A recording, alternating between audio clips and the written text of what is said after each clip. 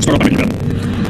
If you make the bed every morning, you will have accomplished the first task of the day. It will give you a small sense of pride, and will encourage you to do another task, another, and another. And by the end of the day, that one task completed will turn into many tasks completed.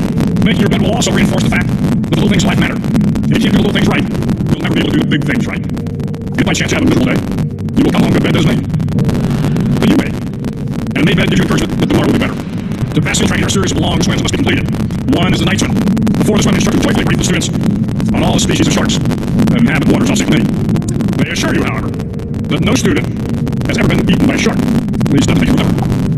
But you are also taught that if a shark begins to circle your position, stand your ground. Do not swim away. Do not act afraid. And if the shark, hungry for a midnight snack, darts towards you, then summons all your strength and punch him in the snout, and you will turn and swim away. There are a lot of sharks in the world. If you won't complete the swim, you will have to deal with them. So if you want to change the world, don't back down from the sharks.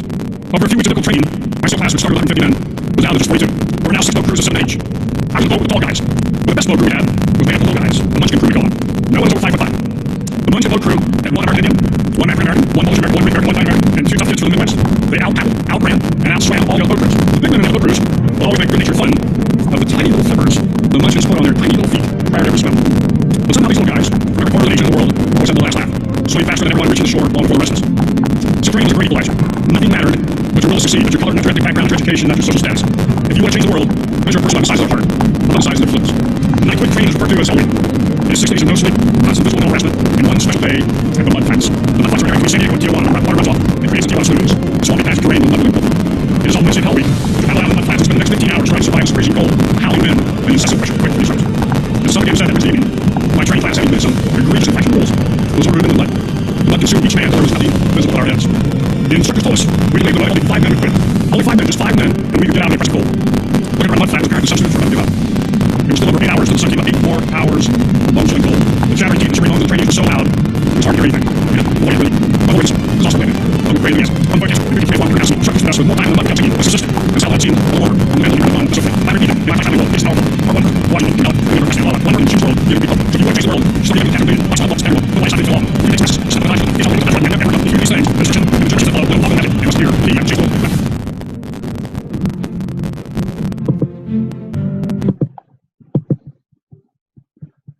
Awesome. So you guys should be able to, oh, someone said that the video is unintelligible.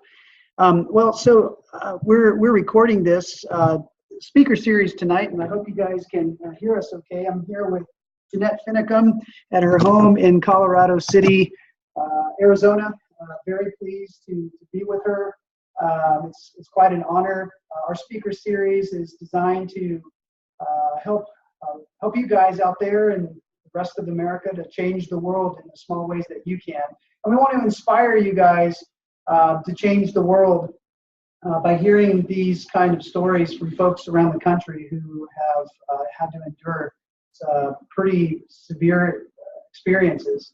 So this speaker series is recorded, so if you want to hear it later, you can request it from us online through CSG or centerforselfgovernance.com. Real quick, before I introduce you guys to Jeanette, I want to tell you a little bit about how we came to meet. Of course, she'll tell you a lot more details, but last year I got to meet Jeanette and her daughter at their home in Utah. We did a level 1 class in their living room. And then her daughter moved to Duchesne, Utah, and one day after we finished the classes, we were in the library, and we were just sitting on the floor in the library, and I can't tell you how much that impacted my life. 4.5 hours with them. Jeanette doesn't remember even half the things she said, but I really beat myself up for not recording that conversation. It was one of the most powerful conversations that you could have experienced.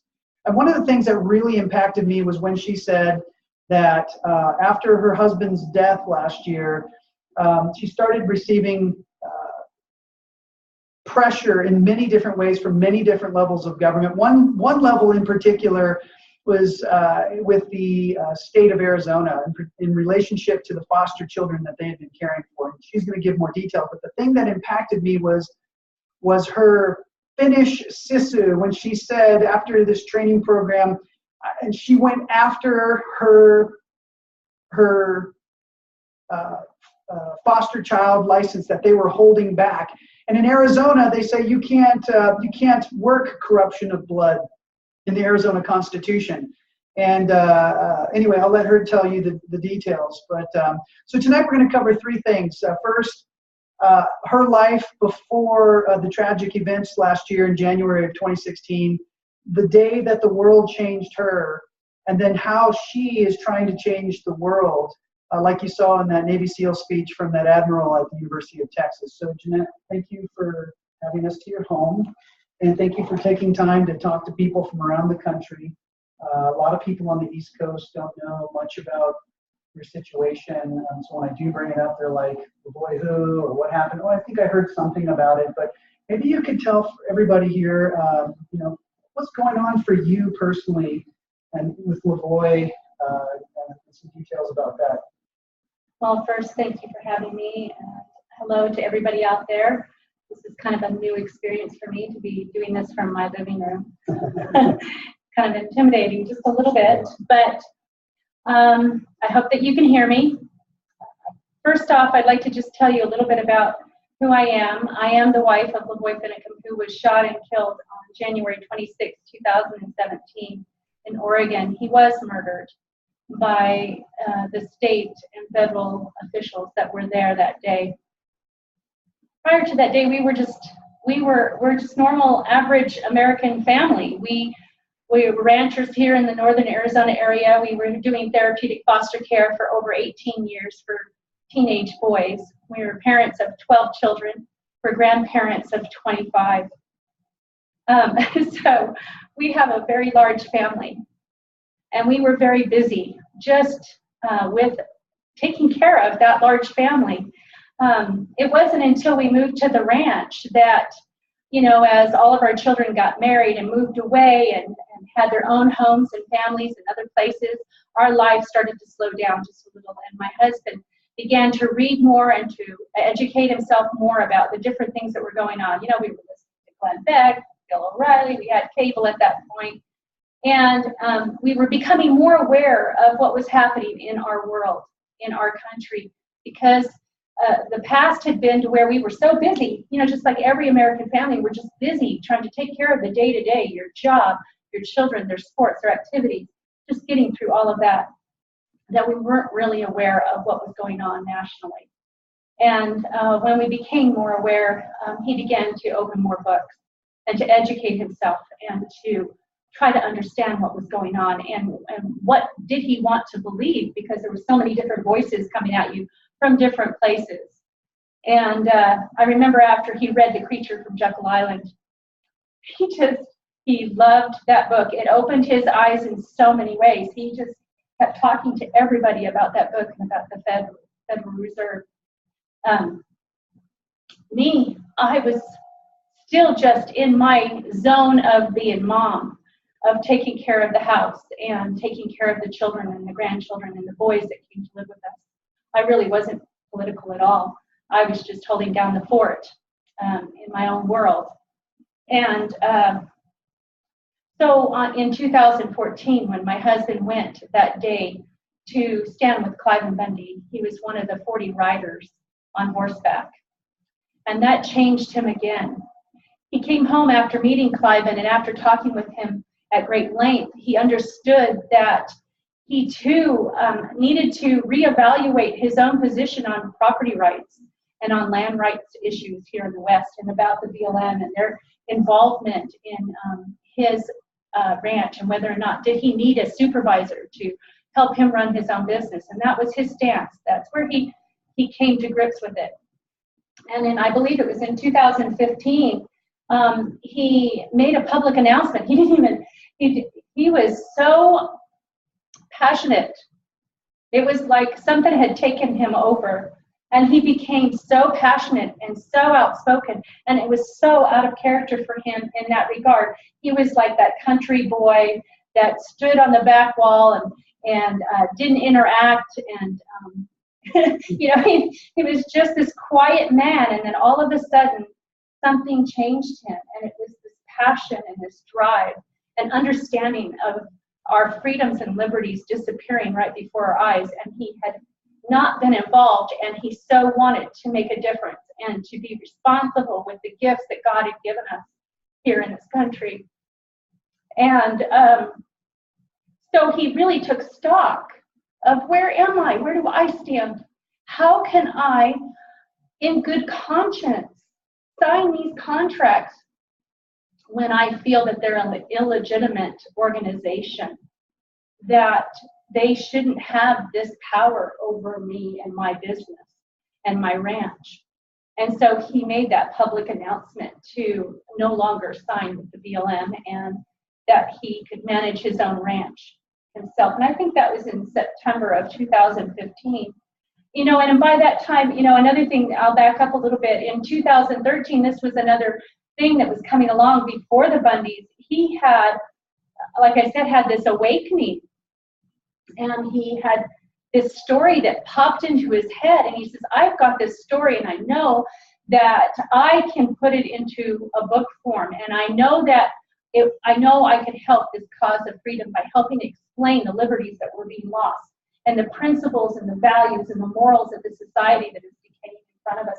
I know I have this story, and I know that people would, you know, resonate and would enjoy the story. And so within 6 months, he wrote this book. And so that was out there too. It had been published in 2015.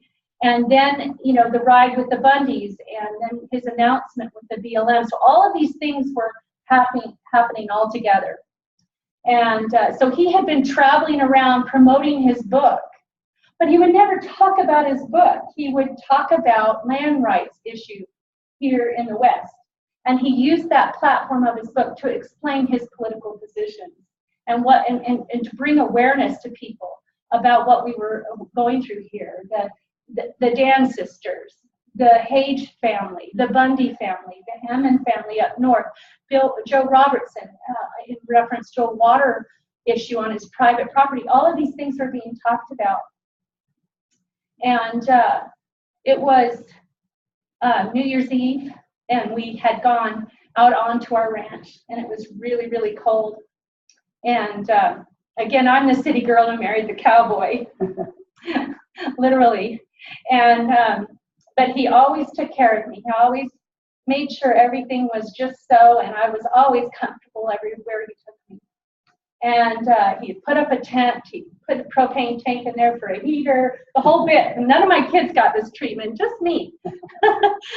But he taught them to tough it up, but not me. He babied me, and I so appreciate that. I so appreciate that now when I have to go out there by myself and I don't have him. But we were there New Year's Eve night, and we had rounded up the cows that day, and we camped out.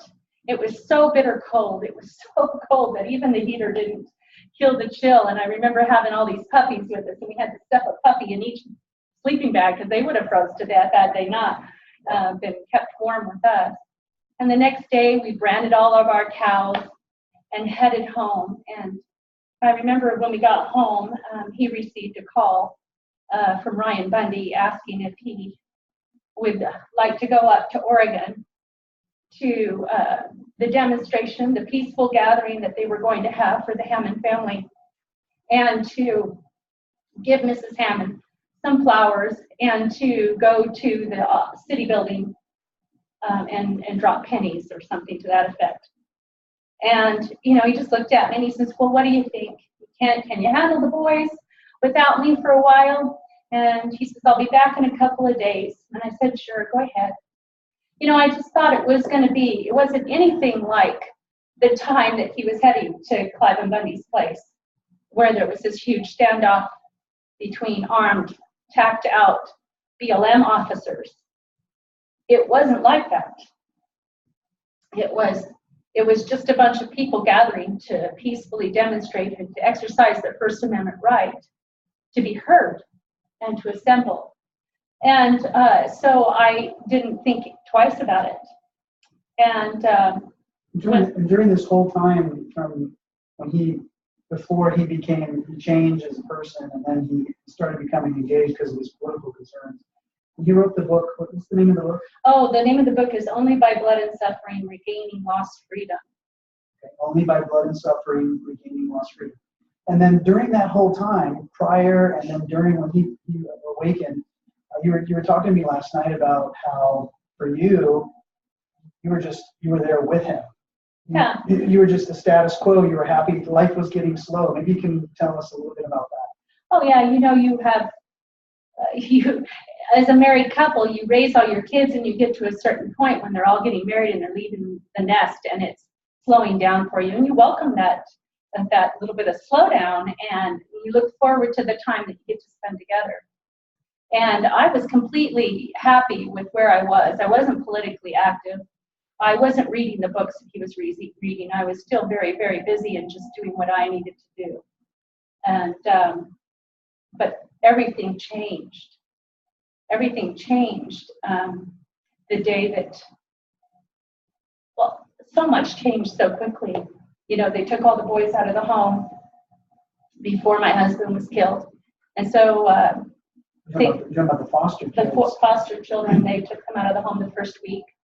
And because it became very apparent after he got up there, and Ammon and Ryan and some other people talked to the group and invited them to go to Malheur. And that's when Lavoy first heard about it, and then decided to go to Malheur with the group. And it became very public at that point. It was splashed everywhere. And of course, the headlines were these white supremacist racist, crazy white men up there taking over a government facility, armed militia, every negative label that you could think of. They wanted control of the narrative, and they wanted to be able to tell the public exactly what they wanted the public to know. They didn't want them to know who these men were or why these men were there. They didn't want to hear the truth. I really believe that the media is a puppet for the power that be that is working the little Wizard of Oz behind the curtain. They are in cahoots, and the narrative is controlled by that little wizard, whoever that might be. And prior to the tragic events, you yourself were being a mom, status quo. You were just involved in my church, involved in your church, involved in your community. Yeah. Life is good. Nothing's. It was perfect. I was my youngest daughter out of 12 children. She was a senior in high school, and we were attending their games. And right. And so for you, you've been traveling around now, and so you've noticed the American people. Are they kind of in the same boat? They're just status quo. As long as I'm comfortable, don't rock the boat. No conflict. Life is slow. As I have been traveling and speaking with different groups, it's hard for people to get out of their comfort zone. And when they hear about our story, about how he was shot in the back 3 times with his hands in the air, how he was murdered for just exercising his agency to his right to free speech, and as we compare the different groups across the country that are doing the same, and there is no comparison. There was no violence. There was none of that going on. And when people see and compare, they're in shock. They're in horror. They can't believe that this has happened in America. And they question whether it's even accurate or true, because the media, once again, has not been forthwith with the story or given it as much airtime as they do all of these other radical groups across the country. And so they're in shock, one, and then when they hear it, they're happy with the way their life is going. They don't want to rock the boat. And then the other thing that I find too is, what do I do? Tell me what I can do. Tell me how I can help. And people want to help. They want to do something, but they don't know how to make effective change. And neither did I. Neither do I now. I'm still trying to figure that out. But, from the day that he was murdered, my whole family and I have just felt like we cannot stop. It's kind of like in that video that we just watched, where he's telling those men, if the shark is coming at you, you stop and you punch it right in the snout. and stand your ground. And that is a really good analogy of how I feel. I feel like I have to stand. I have to stand my ground and to continue to tell my husband's story so that the people of America understand what is really going on and what their government is capable of doing. So the videos of Lavoy's killing was played over and over and again in the media, but how did the world change you from that time forward? Because you're telling me the stories of how you didn't have time to grieve because everybody was up at you right away. How did the world change you from that point forward? Well, like I said, I had just I had finally gotten an opportunity to go see my husband, and I'm so grateful. I'm so grateful that I went up. You're talking about before January 26th. Before he was killed, yeah. And I got to spend about 3 days with him. And I was headed home Monday, driving back from Boise on Monday. And he insisted that I leave because our daughter was playing basketball. It was senior recognition, and she had a game on Tuesday, and he wanted to make sure that one of us was there, or I would have probably had stayed. And so I'm driving home Monday, and I remember speaking to him and had a nice conversation, and I don't remember much of Tuesday morning, but I remember the game started about 2 o'clock, and we're in a little town, and we're sitting there, and all of it, my father-in-law and my mother-in-law and my son and my daughter and is playing the game, and my brother-in-law and sister-in-law are all there. And somebody comes up to me and says, there's something that's gone wrong at Malheur. Have you heard from Lavoy? And I remember thinking, I just left. Everything's fine. There was no threat. We were able to come and go. There was no barricades. The only armed, tacked out men were the FBI agents and the barricaded airport that they had taken over and the school that they had taken over. It wasn't as portrayed in the news. My husband took me to breakfast. We went to church. It was nothing like portrayed in the news. And so I'm thinking, no, I hadn't heard anything. All I know is that he was going to go to John Day to speak to 350 people that were waiting for them. And so I went to go call him, and my phone was dying, and I had went out to the car and got the charger, and there was no plugs in the gym, so I'm sitting in the hallway with my phone plugged into the wall, and a call comes through from Lisa Bundy, and she is hysterical. Lisa Bundy is Ammon's wife, and she's hysterical, and she's telling me they killed the boy, and screaming in the phone. And I remember my brother-in-law was there, and maybe he'd been there the whole time, but it was just horrific to find out that way. And they had our family come from the gym, and we kept trying to get verification, and nobody would talk to us. They would just forward us to an answering machine.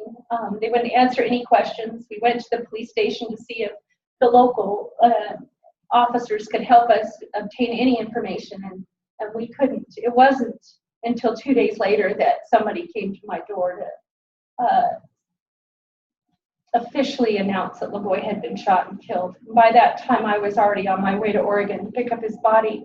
But from the moment that he was murdered, our whole life became a fishbowl. The media, the world wanted to know, for the moment.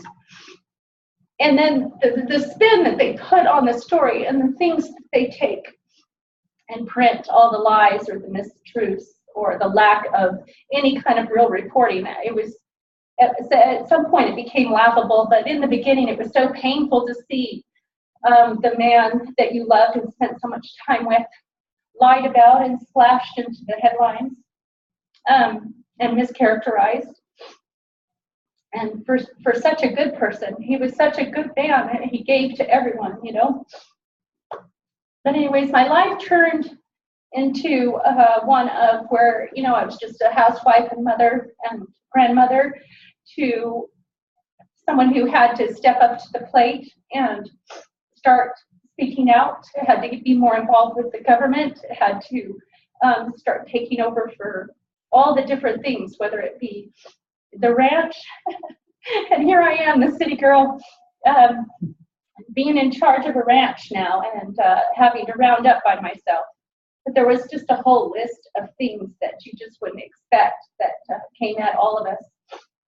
I can remember all of my kids being here, and it took all 8 of my daughters and myself to manage the phone calls, the news media, the interviews, plus plan a funeral, collect a body, just one thing after another. And you just have to, you are on like automatic. You're just going through the motions to get through each and every day. And I saw a little thing, I shared this with you yesterday. I saw a little news clip on someone's opinion of the mother of the young girl who had been mowed down, and how they were critiquing her and thought it was inappropriate for her to be standing up and making speeches so soon after her daughter had died. And I thought, wow, how dare that person critique that poor woman? How dare him even presume to understand what that woman is feeling? And I could relate to her because she's thrown into this spotlight that you, in the moments that you're grieving, and it's not private. You have nothing private anymore. And I think she's a very brave woman to be able to stand up and say what's on her mind and to say what she needed to say. And I know that, 18, 19 months later, things are still not slowing down for us. But I'm just now starting to do more grieving, if that makes any sense at all. I think for most of us, we can't empathize with what you described, being thrown into the public square. Your husband standing up for a second. You're expecting things to just be normal, and then all of a sudden, one day, the world comes in and changes you. The media reports a certain way. There's so many questions, so many people vying for your time. And then, of course, now trying to figure out how do you guys manage this beautiful place by yourself. So we can only empathize come from your story and from the videos that we've seen. But now I've been watching you guys for since then, and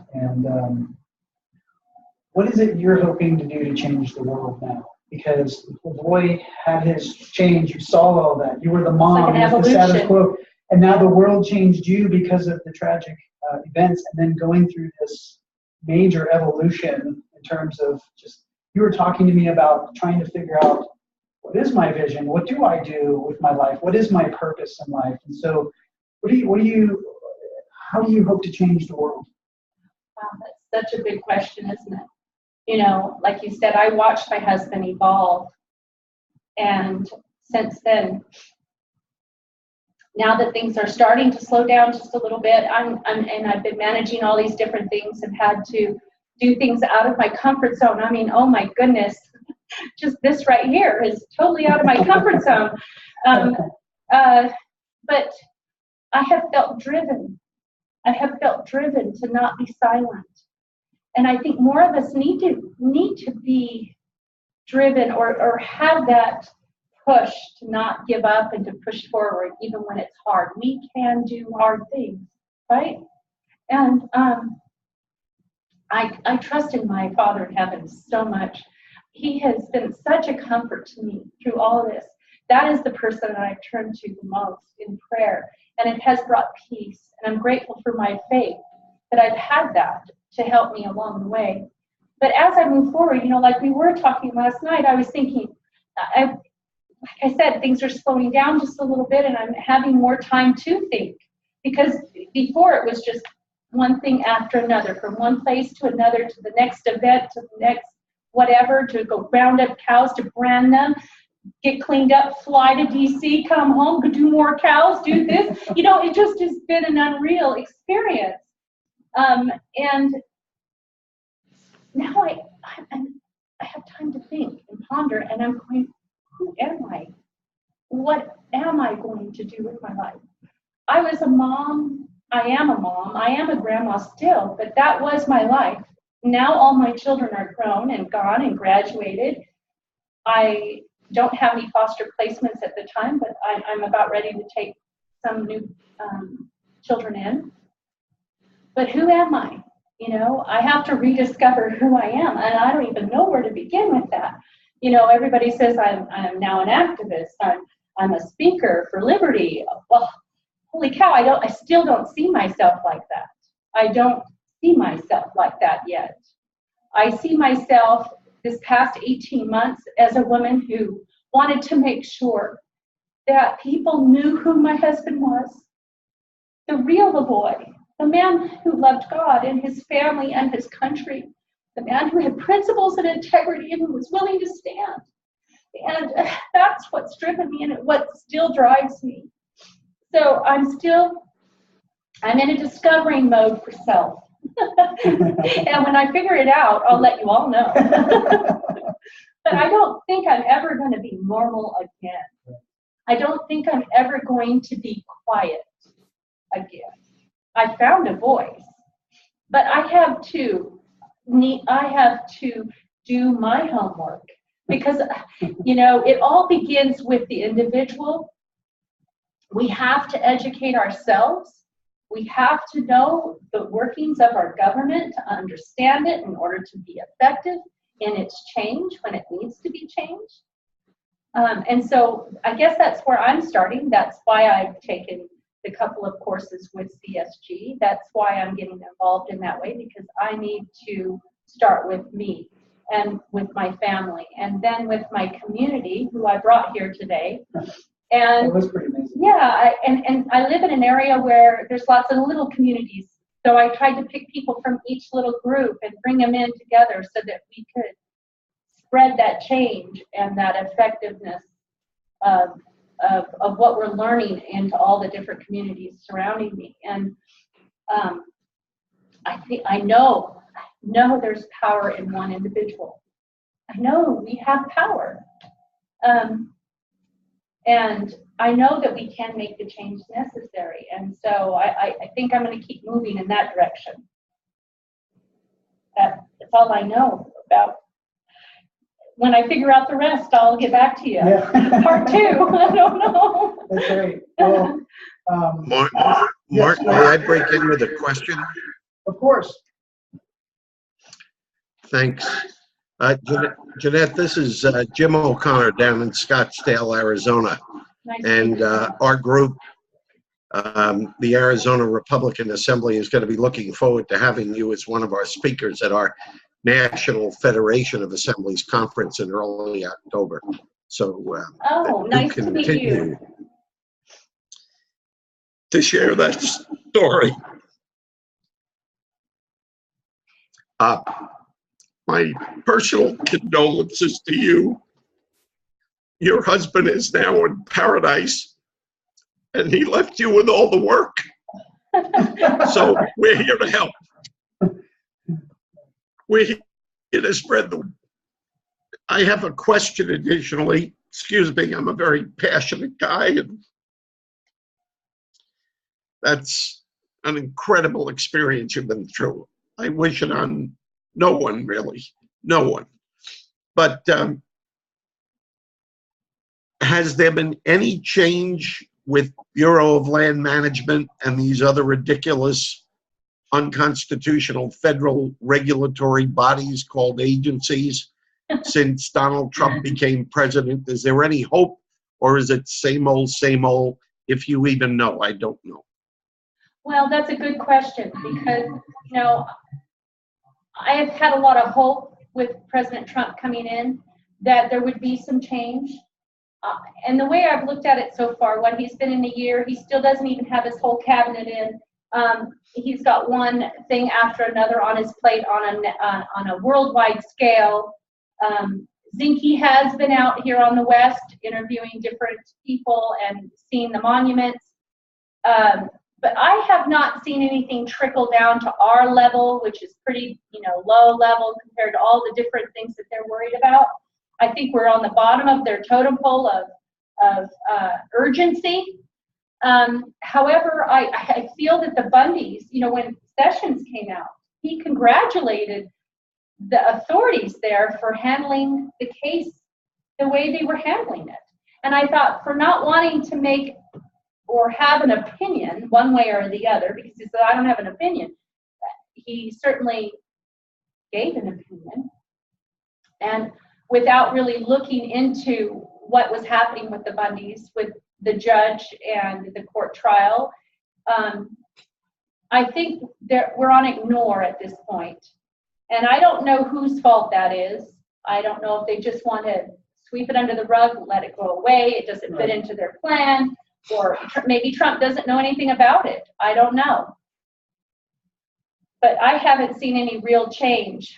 The BLM itself, it has been a roller coaster with them. In the beginning, I didn't hear from them until May Of this year. of last year, the first contact, and they wanted to have a meeting with me and ask me some questions.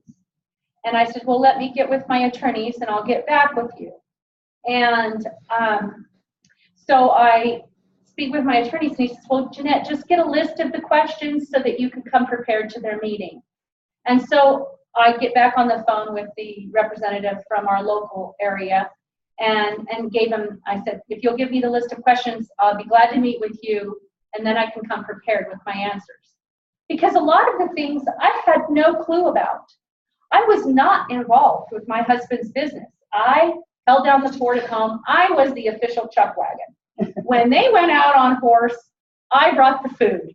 And, every once in a while I got on horseback with him. But he did the work with the boys, with the girls, and my kids. And so I had no clue, the paperwork, anything. And from that point on, they refused that meeting because I had an attorney. They bumped it up to their attorneys, and from that point on, all they have done is obfuscate, delay, one thing after another.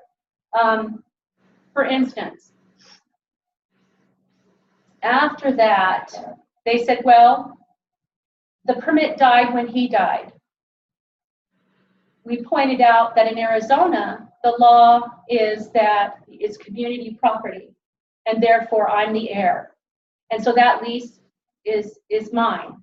They said I was not the legal owner and that I had to prove that I was the legal owner, even though Arizona law states that I am the owner. And so because he was murdered in Oregon, I had to wait for a death certificate. They didn't want to give me a death certificate. And when I finally started calling and I threatened my attorneys, then all of a sudden, miraculously, within the 30 minutes of that phone call, they found it in the computer and sent it to me right away. That was May 31st, 4 months after my husband's death. And it took another 2.5 months because this is a yours, mine, and ours family. There is probate, there is some issues there. It took a while for me to be made personal representative of his estate through the legal system in order to be able to represent myself with the BLM, because they were insisting that I be made personal representative. And so it was one thing after another. And so once I got the death certificate, was made personal representative by the end of July. I was moving my cows off, had to create a feeding lot, and because I had no summer range, it was a mess. And probably go ahead. Did they put on the death certificate cause of death murder? Homicide. Or did they cover that up? Homicide. Homicide. Ah, okay. Mm-hmm. And so with the feeding lot and all the cost of feeding 150 head with hay every day, I had generous people throughout the country bring truckloads of hay to me, mostly out of Utah and out of my local community here. It was amazing, the generosity of all of the people around here. And so I get through all of that. And in the meantime, they're saying that we owe $12,000 in trespass fees because he went on 2 or 3 weeks early prior to his death, murder. And I'm going, well, if I'm not the owner, then why should I pay his fees? Well, if you want to be on, you need to pay the fees and resolve the problems. I said, okay, here's a check. Well, you need to fill out your own application. You can't just go on. And I'm going, well, I'll fill out my own application. Well, if you fill out your own application and pay the fees, then you're going to have a new environmental impact study. And I'm going, I can't win for losing. And so throughout this whole process, my attorneys are pointing out to them that they have their own regulations that state that when a permittee dies, there is a 2-year period that the people who inherit it can operate the business as usual. Yet, when asked why I'm not able to use that particular regulation of their own, they say that's because we don't do it this way. We want her to do this. And so every time I would comply, they would find something else for me to comply to. And finally I said, that's enough. I'm done. I'm done jumping through these hoops. And I want to proceed differently with my attorneys. So I had to get new attorneys to kind of move forward in a more aggressive manner and trying to get them. And it has just been, now they don't even respond. It's been almost a year that they don't even respond to my attorney's emails or text messages or letters of any kind. We did notify our Senator Flake, his office, put a little buzz in their ear. There has been an email sent asking for, guess what? They would like to meet with me and have a meeting with me. So what it has done in a year and a half is come full circle to the first thing that they wanted to do, and that is to have a meeting. Not to resolve any of these issues, not to address the application, not to address the fines I was willing to pay, and still have the check that I initially wrote out that they refused to take. None of this. And so here we are, it's a waiting game. Let's see if I can force Mrs. Finicum out of business. She has no summer range, she has no winter range. Where can she put her cows? If it wasn't for my sister-in-law and brother-in-law allowing me to have my cows on their range, I would be out of business. I would have nowhere to put these cows. And that's what they want. They want me to go away. They want the men that are on trial in Nevada to be locked up, never heard of again, to be made examples of, so that nobody again steps out of line. They want them to be made an example for the rest of us. They want me to go broke and belly up or cave in and stop this so that nobody else does this to them, that they're too afraid, that they're afraid of losing everything they have or their cattle herd. So they'll comply and they'll do exactly what they're being forced to do. And I am willing to fill out an application. I am willing to pay my grazing fees. I want to operate my ranch on my place. I have a deed. My husband and I purchased it. I'm still making the loan payments on that. When I sell calves, it pays the loan. It is real property. It wasn't a gift. I didn't ask for permission from the BLM if I could buy this. I bought this from another rancher, excuse me. I bought it from another rancher who bought it from another rancher who bought it from another rancher. It is real property that I purchased. And so our Constitution guarantees us what? Life, liberty, the pursuit of happiness, owning property, having our own happiness in life. My husband was willing to stand. He was willing to stand for others. He was willing to put everything on the line. When he made those videos and he was taking his stand, he knew the risk he was taking. The risk he was taking in that moment in those videos was the risk of losing his ranch. the risk of losing his cows and his dream that he had worked his entire life to have. But he felt that he should stand up for that principle. And so if he was willing to lose the ranch, I need to be willing to fight for it as well. And so a lot of people say, Jeanette, just stop. Just, sell the ranch. Have a little bit of money for yourself. You have nothing. I can't do that. Because like he said, he's left me with a lot of work to do, and I will see him someday. And I would have to answer to him for that. But he's going to have to first answer to me, because I've got a list. I've got a list. So things are still kind of open with the BLM. It is. But they want to have a meeting. They want to have a meeting. We've come full circle. What's the, we heard recently in the news that the FBI agents were indicted at the scene of the event on January 26th. Right. There's a couple of things I want to talk about with the FBI. So remind me if I get off track. Okay.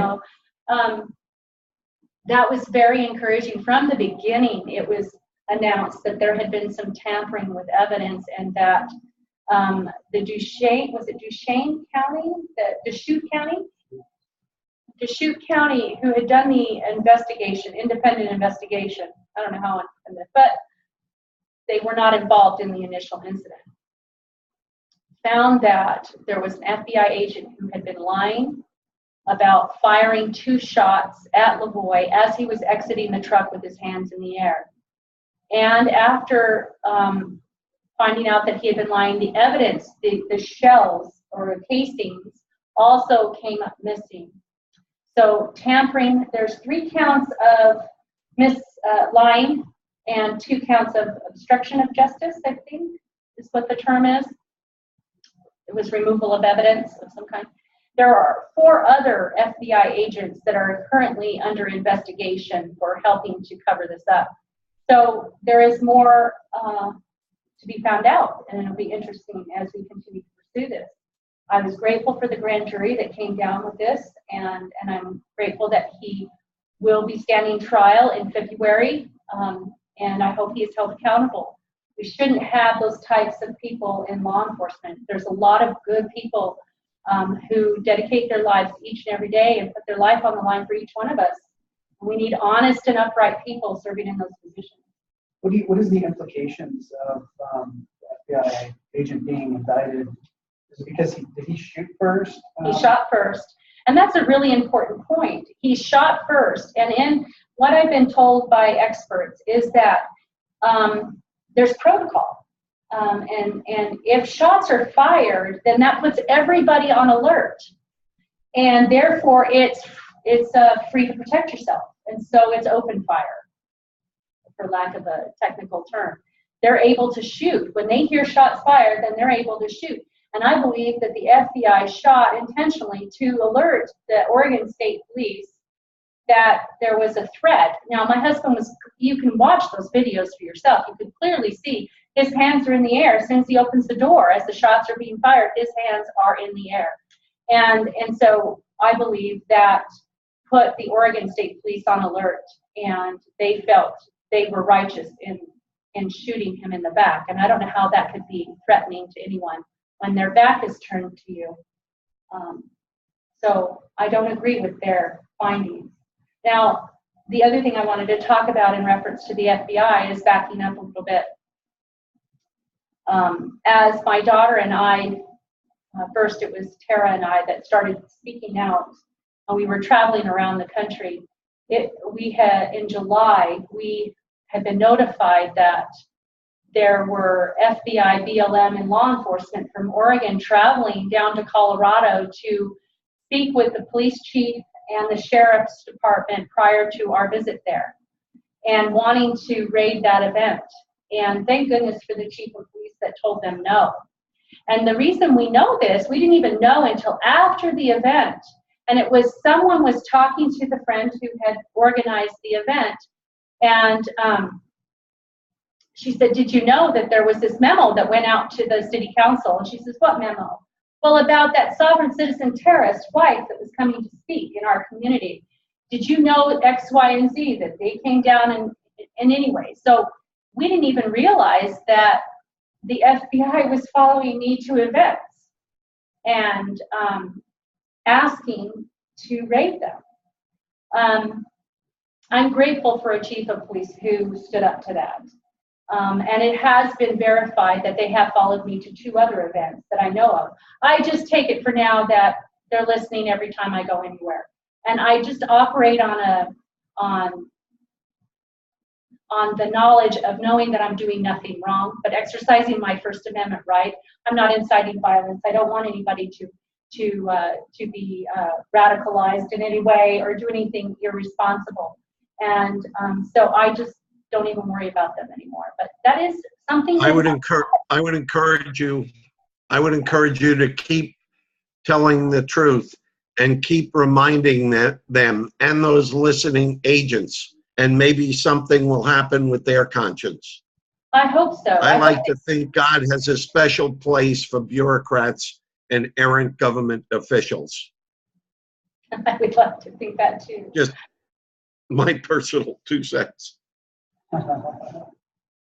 So the BLMs, that's coming up. There's this current thing with the FBI agents. What about Lavoy's book? I heard you told me last night that you guys have edited the version 2 and it's coming out on September 15th or something. Yes, I've been working for almost a year with some friends. They've been wonderful to help me to edit and just type editing, because my family would be in an uproar if we changed anything about that book. And so we haven't. We, the cover and the same pictures, but we have added a epilogue and a prologue, and added 33 pictures that kind of bring my husband to life and to show you what kind of man he really was. And I don't want Malheur to define him, because he was so much more than just the man up there for the 20-something days he was alive up there. And so we've added some family pictures to the book. And so the second edition will be out September 15th. I'm really excited about that. Well, Jeanette, if I could suggest, maybe you could bring a case of those down to that conference in early October. You bet. I'd love to.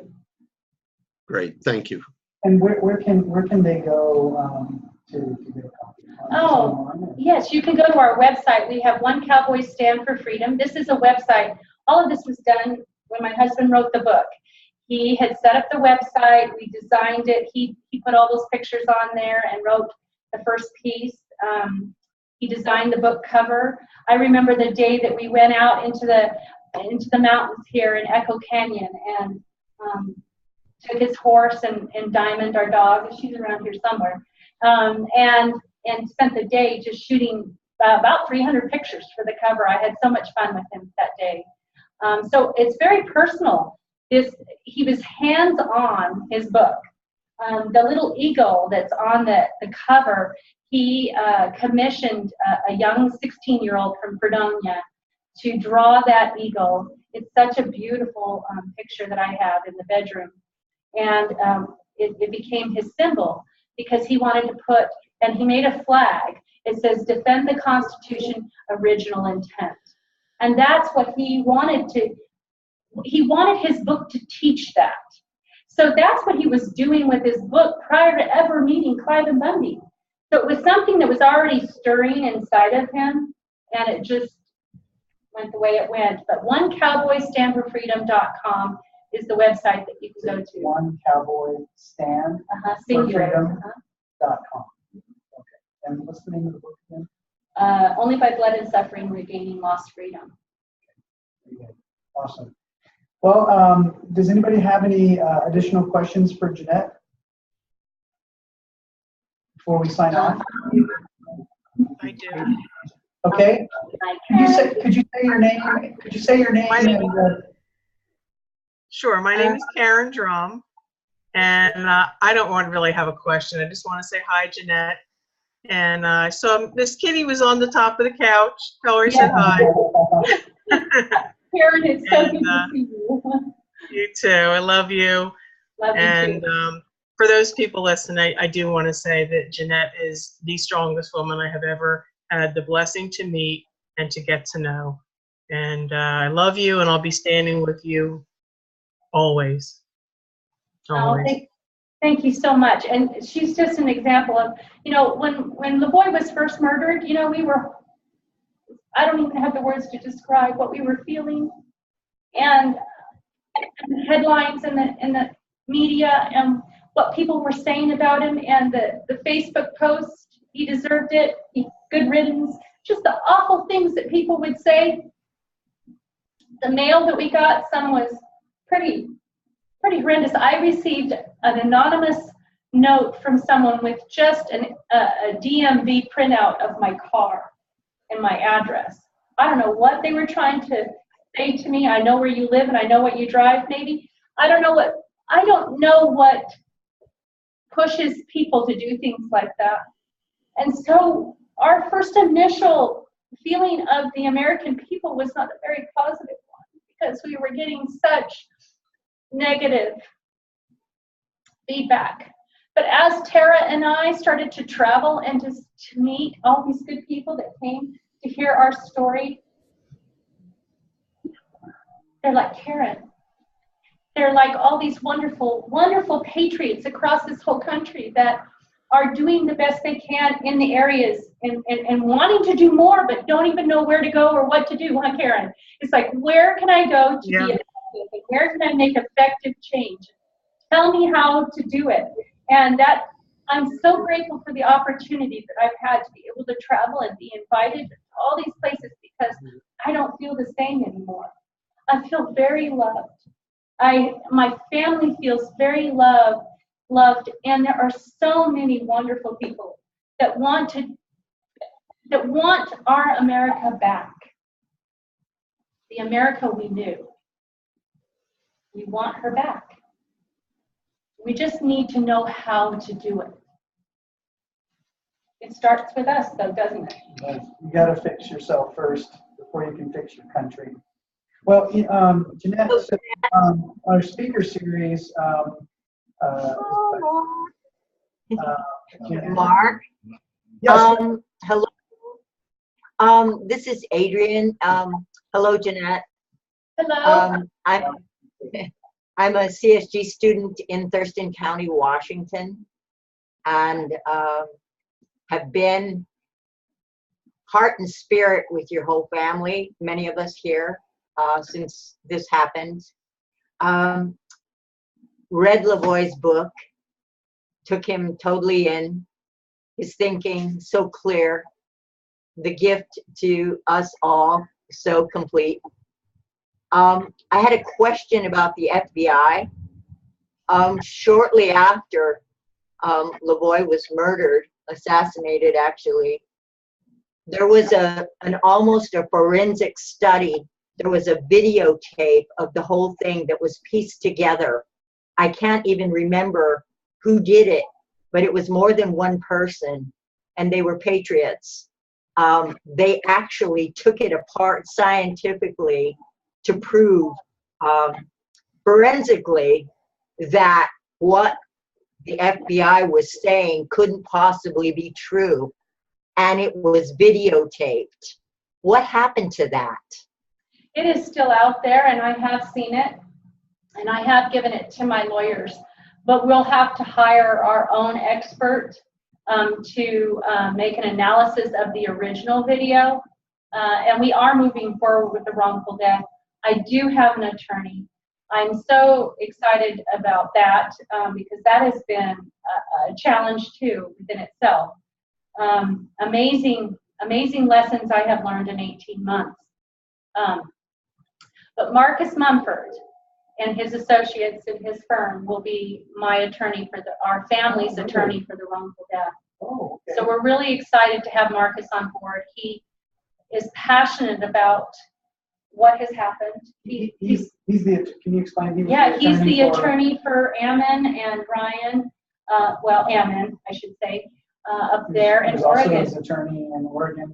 He was the attorney that was tasered Right. for asking the question about Right, whether or right. not And so I want to also congratulate you on the website.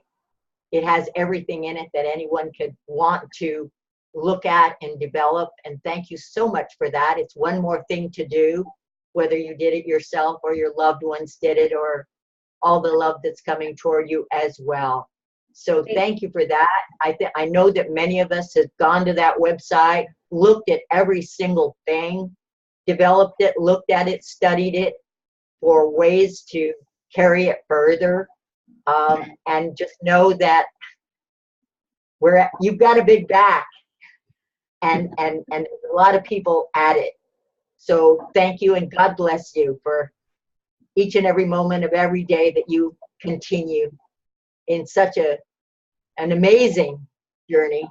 Thank you so much, and your whole family. Thank you. Thank you so much. I appreciate your kind words. And, you know, that just reminds me of what I've heard from so many people.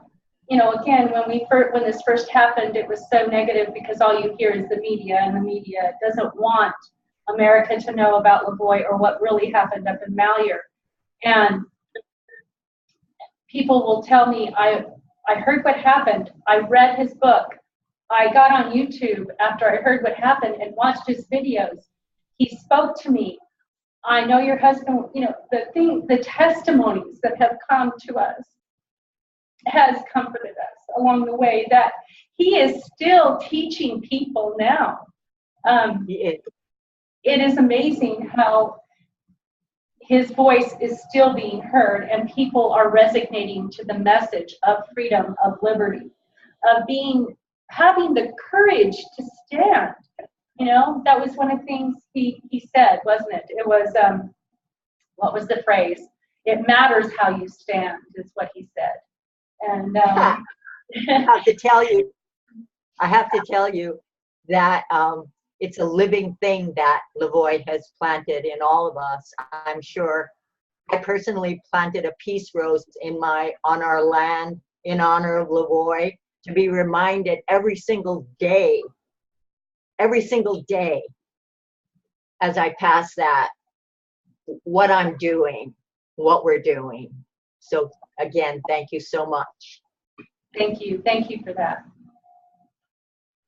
Well, does anybody else have any other comments or questions?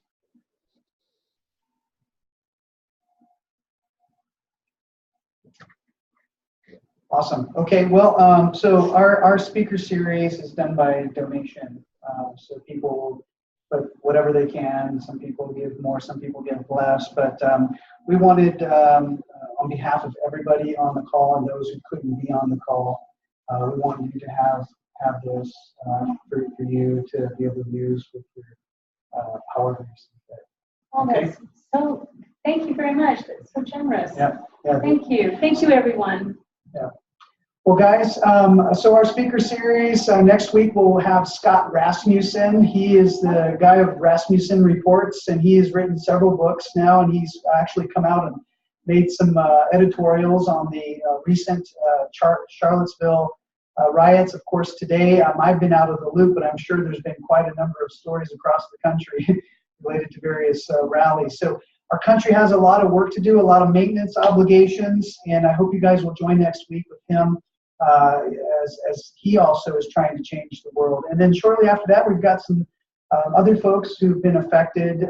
We're working to get some more amazing speakers for our speaker series. Really like to encourage you guys to continue in your KTR training course, and at the same time, do your best in all of your ways to change the world. So thank you guys so much for being here tonight. We'll see you at the next speaker series or the next KTR training course. Whatever you do, keep the Republic. Good night, everybody. God bless you. God bless you. Good night, everyone. Good night. Good night.